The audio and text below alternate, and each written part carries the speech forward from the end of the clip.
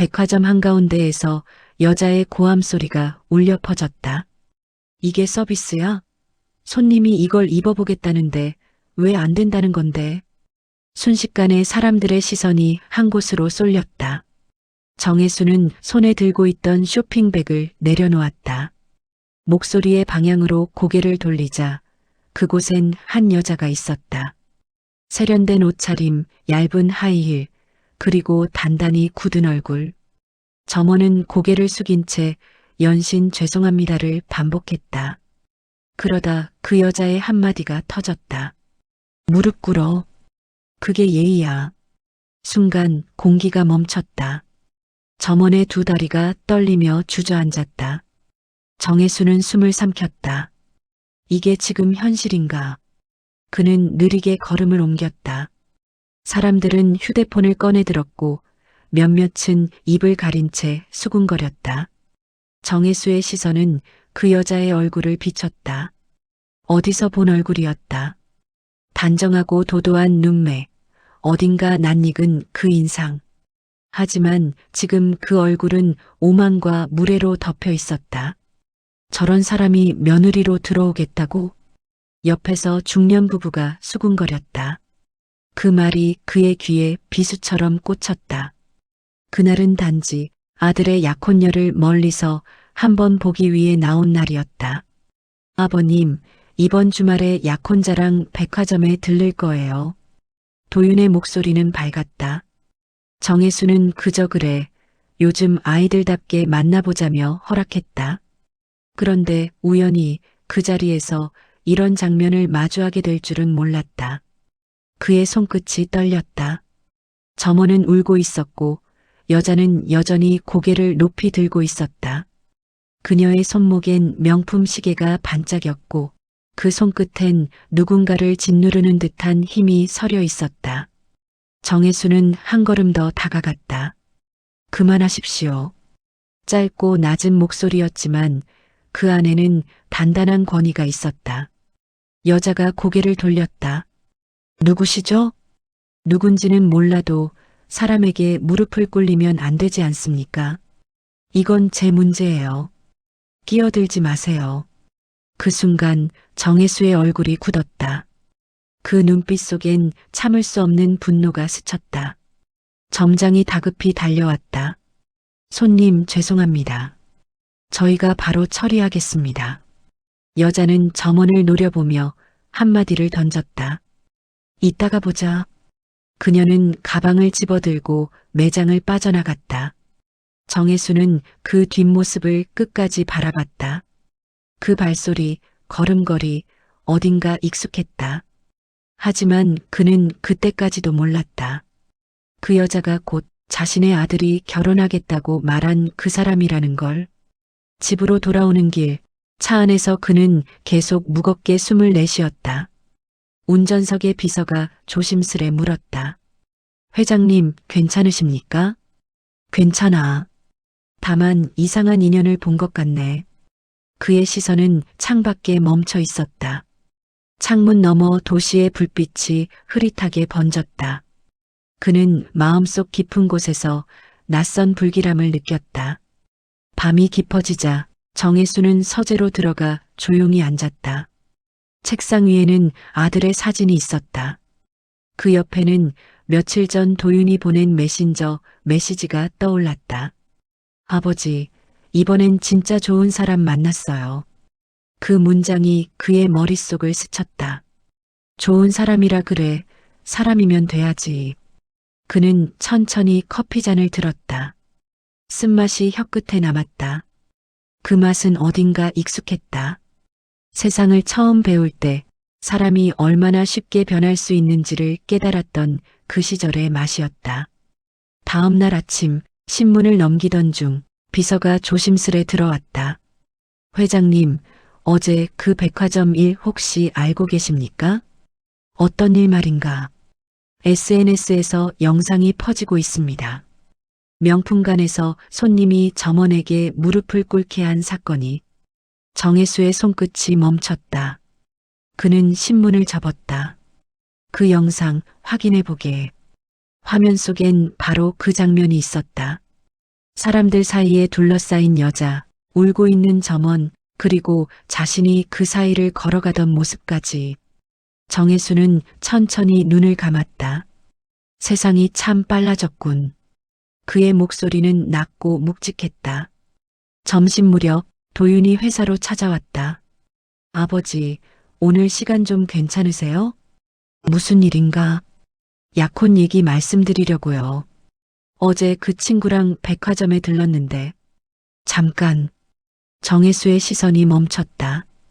그 친구 이름이 뭐라고 했지? 한서연이요. 아버지 아실 수도 있어요. 한태준 사장님 따님이에요. 정혜수의 눈빛이 번쩍였다. 커피잔이 탁자 위에서 흔들렸다. 뭐라고 했나? 한태준의 딸이라고? 네, 왜요? 그 회사 오래 거래했잖아요. 정혜수는 말을 잃었다. 어제 본 그 얼굴, 그 오만한 눈빛, 그 무릎을 꿇린 손끝이 떠올랐다. 도윤아. 네. 그 사람 다시 한번 생각해봐라. 아버지, 왜 그러세요? 정혜수는 깊게 숨을 들이켰다. 사람은 겉으로는 아무리 멀쩡해도 행동 하나로 본심이 드러나는 법이다. 설마 무슨 오해라도. 오해야. 하지만 세상엔 그런 오해가 무너뜨린 걸 수없이 봤다. 그날 밤 정혜수는 잠들지 못했다. 머릿속에서 끊임없이 한서연의 얼굴이 떠올랐다. 그리고 그 뒤엔 한태준의 얼굴이 겹쳤다. 수십 년을 함께한 사업 파트너, 형님 덕분에 여기까지 왔습니다라며 항상 고개 숙이던 그 남자, 그의 딸이 그런 짓을 했다니. 가슴이 묵직하게 내려앉았다. 그는 천천히 의자에 기대어 속삭였다. 정말 세상이 변했구나. 그 말엔 분노도 슬픔도 섞여 있었다.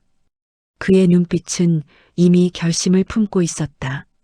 이 일 그냥 넘어가지 않겠다. 밤새 잠이 오지 않았다. 눈을 감아도 백화점 그 장면이 자꾸 떠올랐다. 점원의 떨던 어깨, 울음소리, 그리고 그 여자의 싸늘한 눈빛. 정혜수는 머리를 감싸쥐었다. 사람이 어떻게 저럴 수가 있지. 그가 평생 믿어온 건 결국 사람의 도리였다. 돈은 잃어도 신뢰는 지켜야 한다고 생각했다. 하지만 어젯밤 본 그 장면은 그 신념을 송두리째 흔들었다. 새벽 3시가 넘어서야 겨우 눈을 붙였다. 그리고 아침 8시 비서의 전화가 울렸다. 회장님, 어제 말씀하신 영상 뉴스로도 다뤄졌습니다. 정혜수는 침묵했다. 그는 휴대폰을 열었다. 백화점 갑질 논란, VIP 고객이 점원에게 무릎 꿇려. 짧은 제목 아래 그 여자의 얼굴이 그대로 박혀 있었다. 세련된 옷차림, 똑같은 얼굴. 정확히 그 여자였다. 점심 무렵 비서가 조심스레 다가왔다. 회장님, 혹시 이분 아십니까? 그가 내민 서류에는 한서연이라는 이름이 적혀 있었다. 한서연. 그는 그 이름을 입안에서 굴려봤다. 어딘가 익숙한 이름이었다. 비서는 말을 이어갔다. 협력업체 한태준 대표의 딸입니다. 현재 브랜드 본사 MD로 근무 중이라고 합니다. 순간 정혜수의 눈빛이 굳었다.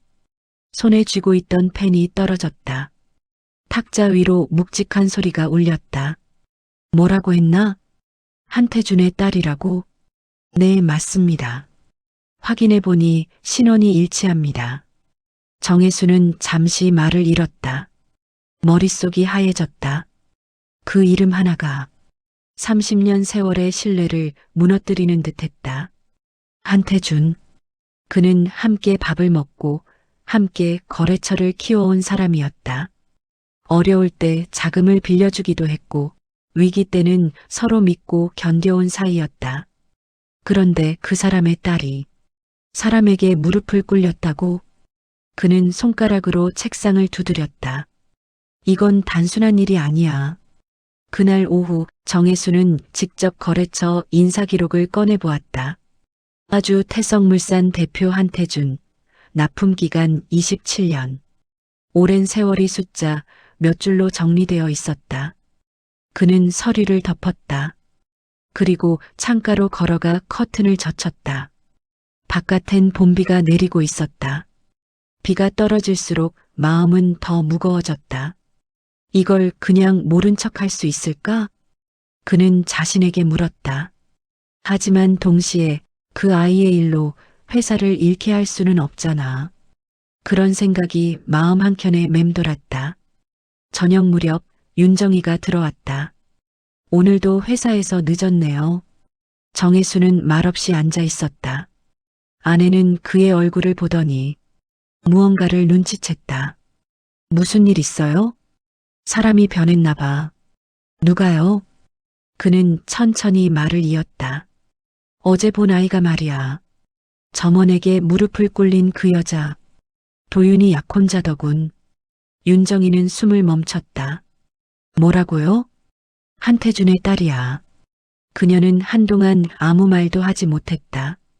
식탁 위 공기가 싸늘해졌다. 그 집이랑은 오래 거래했잖아요. 그래. 그래서 더 믿기질 않아. 그럼 이제 어떻게 할 건데요? 아직 모르겠어. 근데 그냥 넘어가면 안 될 것 같아. 윤정이는 조용히 고개를 끄덕였다. 당신답게 하세요. 다만 분노로 결정하진 말아요.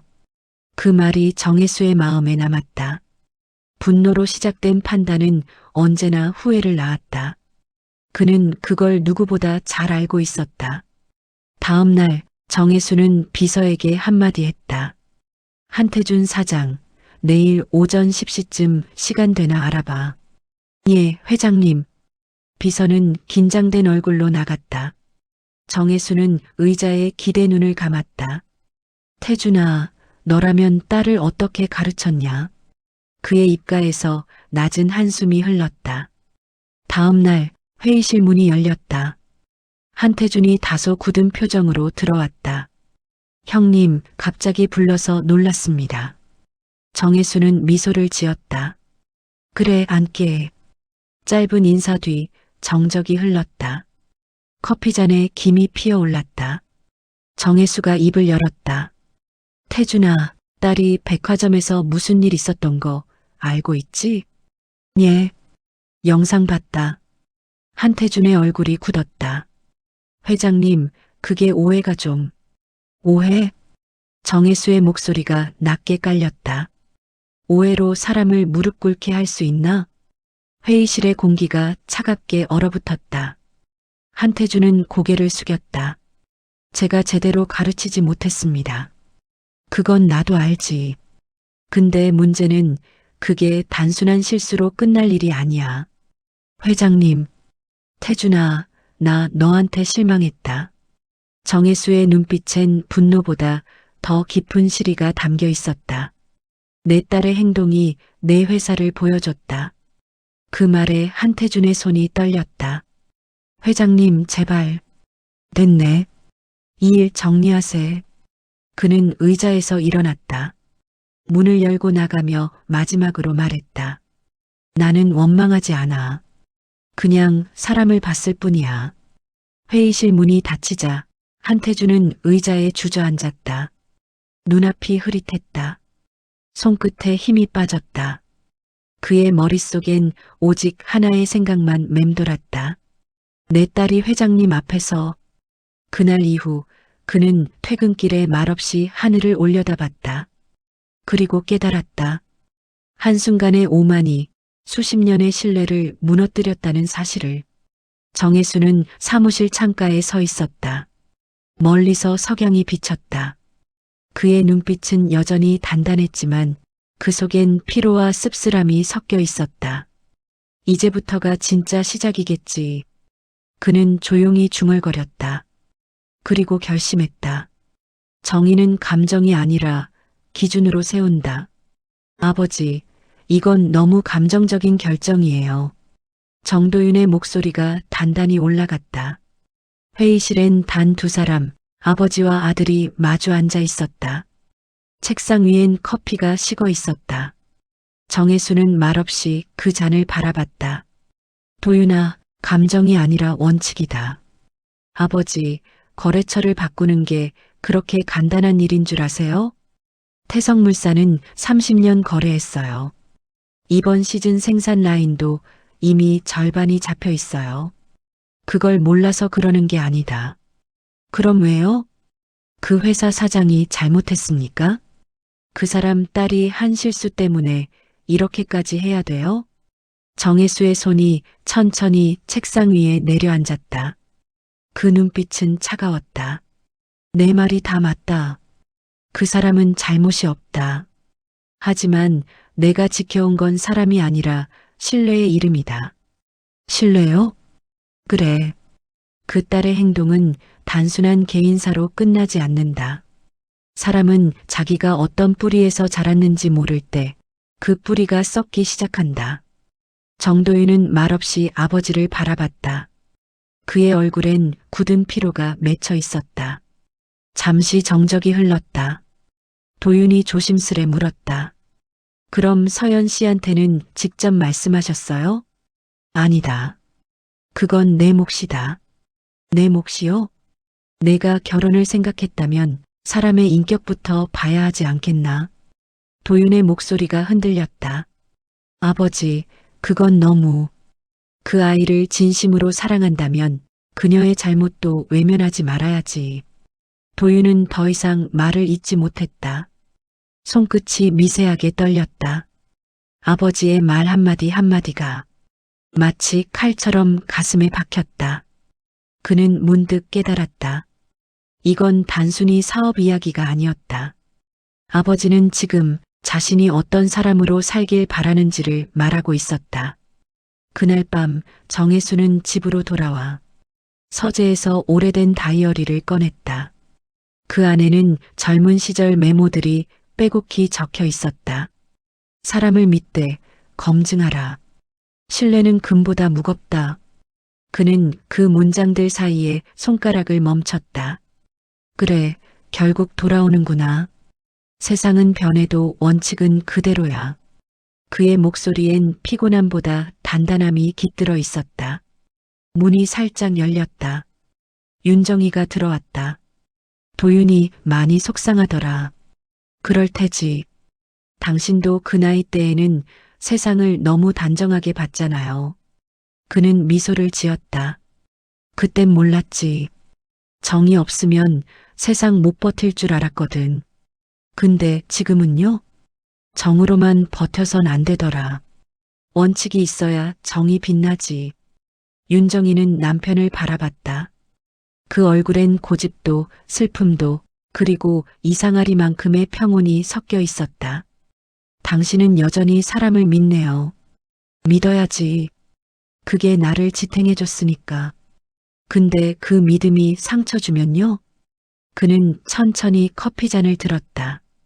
그땐 상처를 덮지 말고 그대로 봐야지. 피한다고 낫는 게 아니야. 다음 날 아침 비서가 문을 두드렸다. 회장님, 거래처 교체안 준비해 두었습니다. 정혜수는 고개를 끄덕였다. 오늘 이사회 안건으로 올리지. 예, 회장님. 문이 닫히자 그는 천천히 의자에 기대 눈을 감았다. 이제 시작이군. 그날 오후 이사회실에 긴장감이 돌았다. 도윤은 묵묵히 자리에 앉아 있었다. 이사 한 명이 먼저 입을 열었다. 회장님, 태성물산 교체는 너무 급격한 조치 아닙니까? 급격하지 않습니다. 하지만 납품 라인 손실이 큽니다. 손실은 감당하겠소. 정혜수의 한마디에 방안이 조용해졌다. 그는 천천히 말을 이었다. 우리 회사는 30년 동안 사람 중심의 거래를 해왔습니다. 그 신뢰가 무너지면 우린 제품을 파는 게 아니라 명분을 잃는 겁니다. 회장님, 하지만 이번 일은 개인 문제 아닙니까? 개인이든 회사든 신뢰는 연결돼 있습니다. 회사의 이름이란 결국 그 사람의 행동으로 만들어지는 겁니다. 그의 목소리는 흔들림이 없었다. 이사들은 고개를 떨궜다. 그날 회의록에는 단 한 줄이 남았다. 태성물산 계약 해지 결에 전원 찬성. 회의가 끝나고 도윤이 조용히 아버지에게 다가왔다. 아버지, 정말 바꿀 겁니까? 그래. 태준 사장님은 괜찮겠어요? 사람은 누구나 실수할 수 있다. 하지만 용서와 거래는 별개다. 용서와 거래. 나는 사람을 버리지 않았다. 다만 회사의 신뢰를 지킨 거다. 도윤은 잠시 침묵했다. 아버지의 등 뒤에서 묘한 존경심이 올라왔다. 그가 어린 시절 존경하던 강직한 아버지의 모습이 지금 눈앞에 있었다.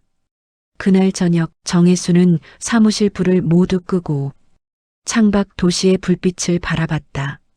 정과 원칙, 결국 같은 줄 위에 있었구나.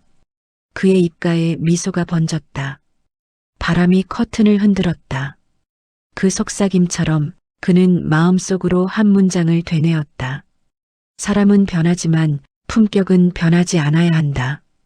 태성물산과의 계약 해지 소식이 발표된 건 결의서가 통과된 지 불과 이틀 후였다. 언론보다 빨랐다. 업계는 술렁였고 거래처들은 하나같이 전화를 걸어왔다. 회장님, 태성물산이 그렇게 큰 잘못을 한 겁니까? 정혜수는 짧게 대답했다. 잘못이 아니라 기준의 문제입니다. 그 한마디는 곧 회사의 공식 입장이 되었다. 신뢰 훼손에 따른 거래 종료. 간결했지만 그 문장은 업계 사람들에게 많은 걸 말해주었다. 그날 오후 한태준은 직접 혜성그룹 본사 앞을 찾았다. 회장실 문 앞에서 한참을 서성이다가 문을 열고 들어섰다. 정혜수는 고개를 들었다. 왔나? 형님, 이럴 수는 없잖습니까? 태준아, 나도 사람이야. 나도 이런 결정을 내리기까지 며칠 밤을 못 잤다. 그럼 왜요? 신뢰가 무너졌으니까. 딸의 일로 회사까지 무너뜨릴 필요가 있었습니까? 무너뜨린 게 아니라 나눈 거야. 무슨 말씀이십니까? 사람과 회사는 다르다. 그 둘을 섞기 시작하면 결국 둘 다 잃는다. 한태준의 눈에 눈물이 맺혔다. 형님, 나한테 이러면 안 되지 않습니까? 그 말 나도 하고 싶네. 30년 거래한 사람이면 서로 지켜야 할 선이 있었어야지. 정혜수의 목소리는 낮았지만 그 안에는 단단한 분노가 깔려 있었다. 형님, 서연이는 아직 어려요. 한순간 실수한 겁니다. 실수? 사람의 본성은 위기에서 드러나는 법이야. 그 아이가 보여준 건 실수가 아니라 인성이었어. 그래도 그 아이가 반성하고 있습니다. 태준아, 나는 그 아이를 미워하지 않아. 그저 믿을 수 없을 뿐이야. 그 말에 한태준은 아무 말도 할 수 없었다. 오랜 세월 함께한 형 같은 사람, 그의 눈빛이 이렇게 차가워진 건 처음이었다. 그날 회의실 문이 닫히는 소리는 한 시대의 끝처럼 무겁게 울렸다. 며칠 뒤 태성물산 내부는 혼란에 빠졌다. 납품 계약의 70%가 혜성그룹이었다. 계약 해지 이후 직원 절반이 구조조정 대상이 되었다. 직원들은 수군거렸다. 그 딸 때문에 다 망했대. 사장님이 아무리 사람 좋아도 회장님이 그럴 리가 있나? 소문은 빠르게 퍼졌다. 그 소문은 곧 한서연의 귀에도 들어갔다. 아버지, 나 때문이에요? 아니야. 내 잘못이지만 내 탓은 아니야. 그게 무슨 말이에요? 이건 내가 감싸지 못한 결과야. 아버지. 한서연은 그제야 무너졌다. 자존심이 무너지고 오만이 꺾였다. 그녀는 울었다. 자신이 한 행동이 어떤 결과를 낳았는지 이제야 뼈저리게 느낀 것이다. 한편 혜성그룹 내부도 평온하지 않았다. 회장님, 업계에서 여파가 큽니다. 태성 쪽이 다른 대기업과 손잡을 거라는 얘기도 있습니다. 그래, 그럴 수도 있지. 우리도 손해가 예상됩니다. 정혜수는 고개를 들었다. 손해는 견디면 된다. 신뢰가 무너지면 아무것도 못 견딘다. 그의 목소리는 낮았지만 누구도 반박할 수 없었다. 저녁 회식 자리에서도 이 얘기가 나왔다. 한 임원이 조심스레 물었다. 회장님, 이건 너무 냉정하다는 평도 있습니다. 정혜수는 잔을 내려놓았다. 냉정해야 할 땐 냉정해야지. 그게 사람을 살리는 길일 수도 있어. 살린다요? 그래. 사람은 위기 속에서 진짜를 배워. 나도 그랬고 이 일로 그 사람도 배울 거야. 그의 말에 주변은 조용해졌다. 누구도 쉽게 고개를 끄덕이지 못했지만 모두가 이해했다. 그 말 속엔 단순한 비즈니스 이상의 무게가 있었다. 며칠 뒤 도윤이 찾아왔다. 아버지, 태성 사장님이 힘들어 하신대요. 그럴 거야. 한서연 씨도 회사 그만뒀어요. 그래야겠지. 그래도 너무 가혹하지 않나요? 정혜수는 창밖을 바라봤다. 도윤아, 가혹한 건 세상이야. 나는 그 세상에서 최소한의 도리를 지켰을 뿐이다. 그 말은 짧았지만 아들의 마음을 묵직하게 눌렀다. 그날 밤 정혜수는 오랜만에 전화기를 들었다. 번호를 눌렀다가 멈췄다. 한태준에게 전화를 걸까 아니면 그냥 잊을까? 손끝이 몇 번 흔들리다 멈췄다. 결국 그는 전화를 걸지 않았다. 시간이 답이겠지. 그는 조용히 창밖을 바라봤다. 유리창에 비친 자신의 얼굴엔 피곤함 대신 단단한 결의가 남아 있었다. 다음 날 신문 경제면에는 짧은 기사 한 줄이 실렸다. 해성그룹 거래 신뢰도 기준 강화. 회장 사람보다 신뢰를 남긴다. 그 문장을 읽은 그는 미묘하게 미소 지었다. 사람보다 신뢰를 남긴다. 그건 복수가 아니라 선언이었다. 그의 인생 철학이었고 그의 세대가 세상에 남길 마지막 문장이었다. 태성물산의 간판이 내려갔다. 그 회사가 있던 골목은 한때 매일 트럭이 드나들던 분주한 곳이었다. 지금은 인적이 드물고 유리문 안쪽엔 낡은 포스터만이 덩그러니 붙어 있었다. 정직한 품질, 믿음의 이름, 문구 아래로 바람이 스쳤다. 아이러니하게도 그 믿음이 무너진 건 바로 그 이름 때문이었다. 한태준은 마지막 직원들을 배웅하며 깊은 숨을 내쉬었다. 미안하네. 다 내 탓이야. 직원들은 고개를 숙였다. 사장님, 저희도 회장님 뜻 이해해요. 이게 다 사람 문제잖아요. 그 말에 태준의 눈가가 젖었다. 사람 문제 참 맞는 말이네. 그는 아무 말도 더하지 못했다. 무거운 문이 닫히는 소리만 골목에 울렸다. 며칠 뒤 작은 카페 구석에서 한서연이 고개를 숙이고 있었다. 거울 속 자신의 모습이 낯설었다. 화려하던 옷차림은 사라지고 대신 단정한 셔츠에 묶은 머리. 그녀는 커피를 한 모금 삼켰다. 쓴맛이 목을 태웠다. 이제야 알겠네. 그때 왜 그 회장님이 그렇게 날 보셨는지. 그녀는 작게 중얼거렸다. 한태준이 조용히 앉았다. 몸은 좀 어때? 괜찮아요. 그 회장님 내가 다시 찾아뵈어야겠다. 나한테 화나셨을 텐데. 화난 게 아니라 실망하신 거야. 실망은 다시 회복할 수 있어. 근데 무시는 못 회복한다. 그게 신뢰란 거야. 그 말에 서연의 손이 멈췄다. 그녀는 고개를 끄덕였다. 아빠, 나 그분께 사과드릴게요. 진심으로. 며칠 후 해성그룹 회장실로 한 통의 편지가 도착했다. 흰 봉투, 단정한 글씨. 정혜수 회장님께. 비서가 조심스럽게 내밀었다. 정혜수는 그 봉투를 열었다. 짧은 글귀가 적혀 있었다. 회장님, 저는 이제야 깨달았습니다. 신뢰는 거래가 아니라 사람의 품격으로 지켜지는 것이었습니다. 제 행동이 얼마나 많은 사람에게 상처가 되었는지 후회합니다. 진심으로 사과드립니다. 한서연 드림. 정혜수는 한참 동안 그 편지를 내려다봤다. 그리고 조용히 접어 서랍 안에 넣었다. 그의 표정엔 분노 대신 미묘한 안도감이 번졌다. 그래, 사람이란 게 결국 배워야 변하는 거지. 그날 오후 도윤이 들어왔다. 아버지, 태성 사장님이 회사를 정리하셨대요. 그래. 그럼 이제 완전히 끝이네요. 끝이라 사람 일은 그렇게 단정할 수 없지. 그래도 거래는 끝났잖아요. 거래는 끝나도 인연은 남는다. 도윤은 잠시 생각했다. 아버지의 말은 언제나 단단했지만 이날만큼은 이상하게 따뜻했다. 그날 밤 정혜수는 오랜만에 혼자 산책을 나섰다.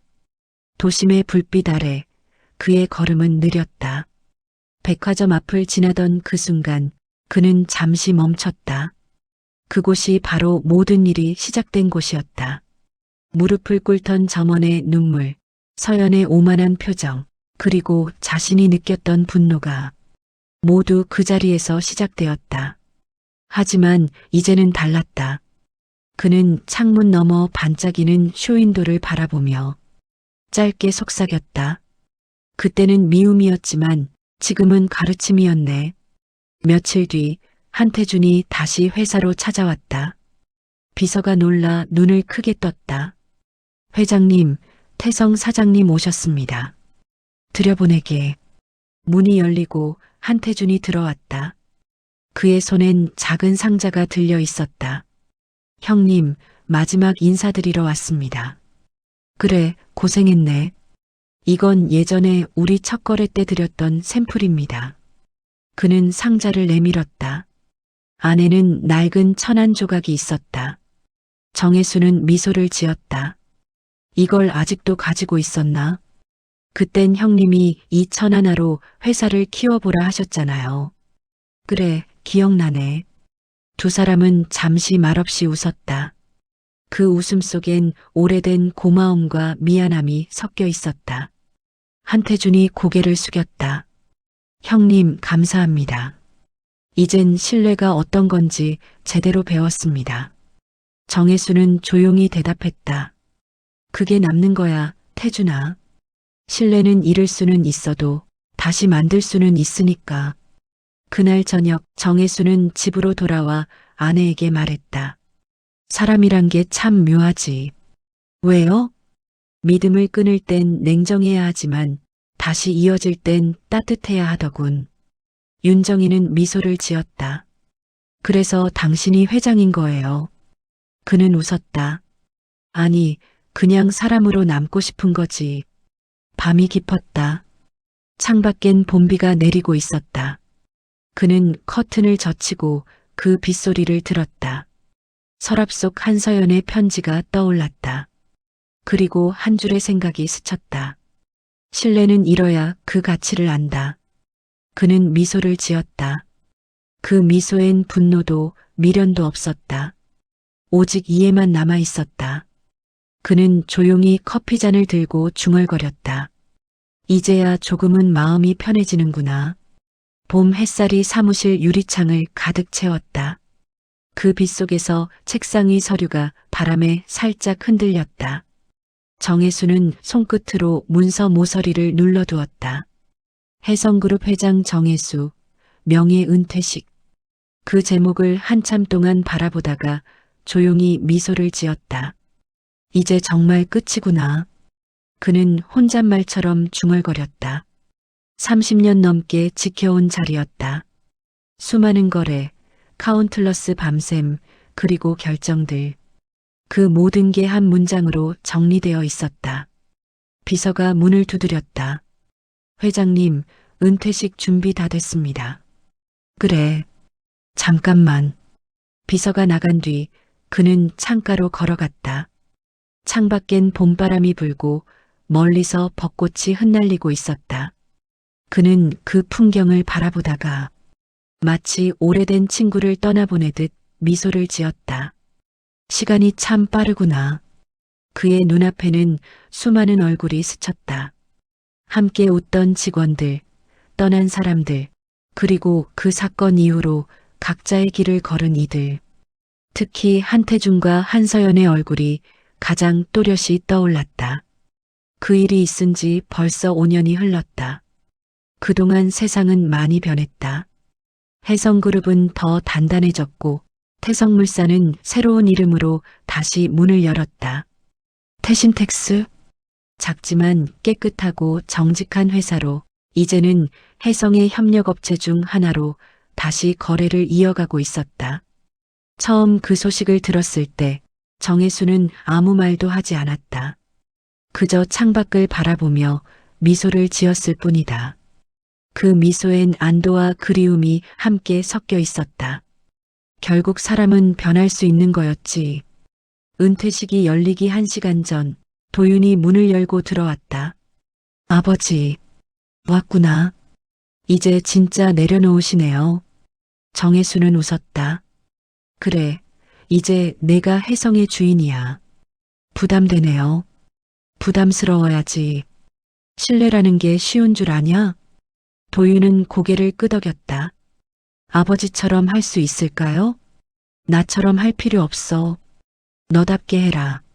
다만 사람을 믿을 때는 끝까지 믿어라. 그게 우리 집안의 방식이야. 도윤은 말없이 아버지를 바라봤다. 그 눈빛에는 존경과 그리움이 함께 담겨 있었다. 그날 오후 은퇴식장엔 수많은 직원과 협력업체 대표들이 모였다. 정혜수는 무대에 올라 천천히 마이크를 잡았다. 나는 평생 사람을 믿는 법을 배우며 살았습니다. 때로는 배신당하기도 했고, 때로는 그 믿음 덕분에 다시 일어서기도 했죠. 그는 잠시 숨을 고르고 말을 이었다. 신뢰란 건 말로 세우는 게 아닙니다. 실수와 후회, 그리고 기다림으로 완성되는 겁니다. 객석은 조용했다. 사람들은 숨소리조차 삼킨 채 그를 바라봤다.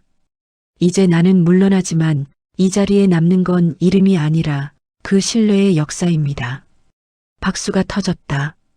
그 박수 소리는 그가 걸어온 세월의 대답 같았다. 행사가 끝난 뒤 정혜수는 조용히 홀로 정원으로 나왔다. 그곳엔 벤치 하나와 작은 나무 한 그루가 있었다. 그는 천천히 걸터앉아 하늘을 올려다봤다. 그때 낯익은 목소리가 들려왔다. 회장님. 뒤돌아보니 한태준이 서 있었다. 그의 옆엔 한서연도 있었다.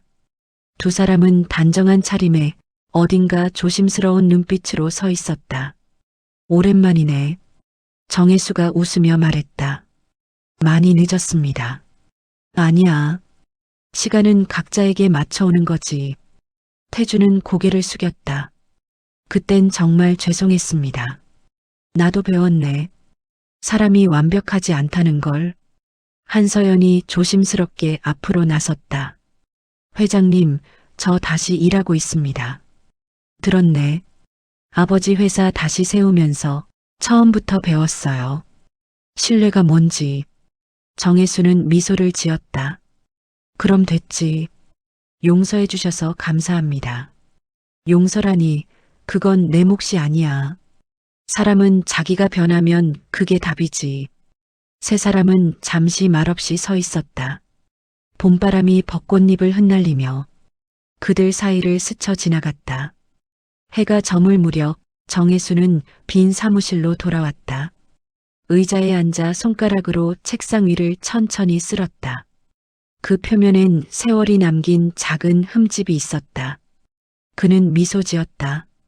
흠집이 있어야 반짝이는 법이지. 책상 서랍을 열자 그 안엔 오래된 편지 한 통이 있었다.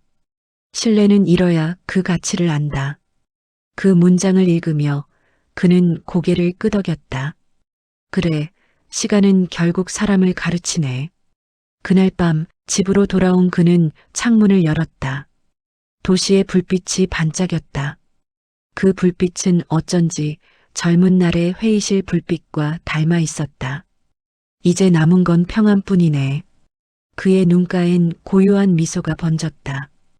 바람이 커튼을 흔들고 탁자 위 커피잔에서 김이 피어올랐다. 그는 마지막으로 창밖을 바라보며 중얼거렸다. 시간은 사람에게 벌이 아니라 가르침이더라. 은퇴한 지 1년이 흘렀다. 아침 햇살이 거실 창문을 비췄다. 정혜수는 천천히 티포트를 들며 물을 끓였다. 예전 같으면 이 시간엔 이미 회사에 있었겠지만 이제 그의 하루는 느리고 잔잔했다. 이젠 시간이 참 많구나. 그는 혼잣말을 하며 웃었다. 책상 위엔 그가 직접 가꾼 화분과 한 권의 공책이 있었다. 표지엔 작은 글씨로 적혀 있었다. 남겨진 이름들. 그 안에는 그가 평생 만났던 사람들의 이름이 적혀 있었다. 직원, 거래처, 기사, 심지어 이름조차 몰랐던 청소 아주머니까지. 그는 그 옆에 짧은 메모를 써넣었다. 신뢰를 주었던 사람. 끝까지 나를 믿었던 사람. 그리고 마지막 페이지엔 이렇게 적혀 있었다. 한태준 다시 신뢰를 배운 사람. 그날 오후 문득 집 앞 정원으로 나가보니 편지 한 통이 우편함에 꽂혀 있었다. 봉투엔 낯익은 필체. 그는 천천히 뜯어 읽었다. 회장님 안녕하십니까? 새 공장 가동이 드디어 시작되었습니다. 예전처럼 혜성의 하청으로 시작하지만 이번엔 제대로 해보려 합니다. 그때의 실수는 제 인생의 가장 큰 배움이었습니다. 늘 감사드립니다. 한태준 드림. 정혜수는 미소 지었다. 그래, 결국 해냈구나. 그는 편지를 접어 책상 서랍에 넣었다. 그 안에는 수많은 사람들의 편지와 메모들이 함께 있었다. 그의 인생은 그렇게 이름들로 채워지고 있었다. 며칠 뒤 그는 도윤 부부의 집에 초대받았다. 문을 열자 손자 민수가 뛰어와 안겼다.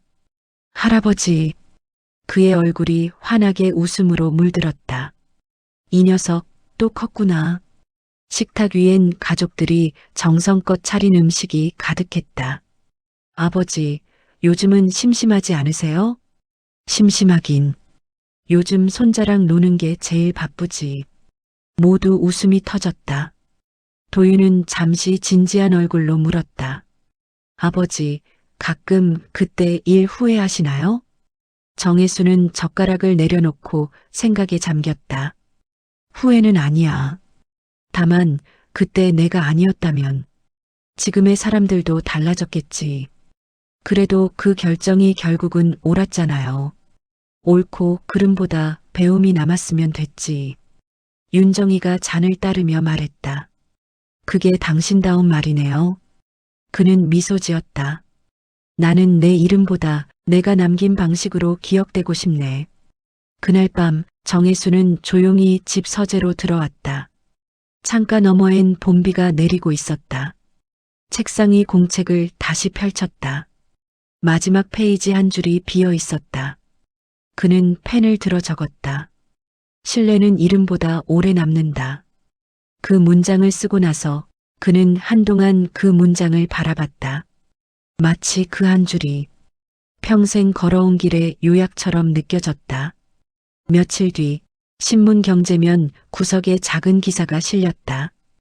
혜성그룹 명예회장, 사회공헌 재단 설립, 신뢰와 사람 중심의 기업 문화 계승. 사람들은 짧은 기사였지만 그 이름만으로 고개를 끄덕였다. 그분답니다. 그 사람은 늘 말보다 행동이 앞섰지. 요즘 그런 사람 드물어. 세상은 그렇게 그의 이름을 기억하고 있었다. 오랜 시간 후 그는 한적한 해변가 작은 집으로 이사했다. 바닷바람이 불어오는 창가에 앉아 커피를 마셨다. 모래사장 위를 걷는 사람들, 저 멀리 수평선을 바라보며 웃는 가족들. 그는 그 모습을 보며 조용히 미소 지었다. 사람은 결국 사랑으로 기억되는 법이지. 그때 누군가 그를 불렀다. 선생님. 옆집 중년 남성이 인사했다. 신문에서 봤습니다. 정말 멋진 삶이셨네요. 정혜수는 웃었다. 삶이란 게 다 그런 거지요. 이름보다 마음이 오래 남는 법이니까. 해가 저물어 붉은 노을이 바다를 물들였다. 그는 천천히 일어나 파도 가까이 다가갔다. 발끝에 닿는 물결이 따뜻했다. 그는 속삭였다. 내가 남긴 게 단 하나라도 누군가의 신뢰로 이어지길. 그 말과 함께 그는 천천히 미소 지었다. 그 미소엔 한 사람의 인생이 그리고 신뢰로 이어진 모든 이름들이 담겨 있었다. 봄비가 내리던 아침, 신문 사회면 하단에는 조그만 부고 한 줄이 실렸다. 해성그룹 명예회장 정혜수, 향년 68세, 신뢰와 품격의 기업인으로 기억되다. 기사는 짧았지만 그 한 줄이 너무 많은 이야기를 담고 있었다. 도윤은 신문을 조용히 접었다. 손끝이 떨렸다. 아버지의 손길, 목소리, 웃음이 여전히 집안 곳곳에 남아있는 듯했다. 아버지. 그는 잠시 창문을 열었다. 바람이 불어와 커튼을 흔들었다. 그 바람 속에 어딘가에서 들려오는 듯한 목소리.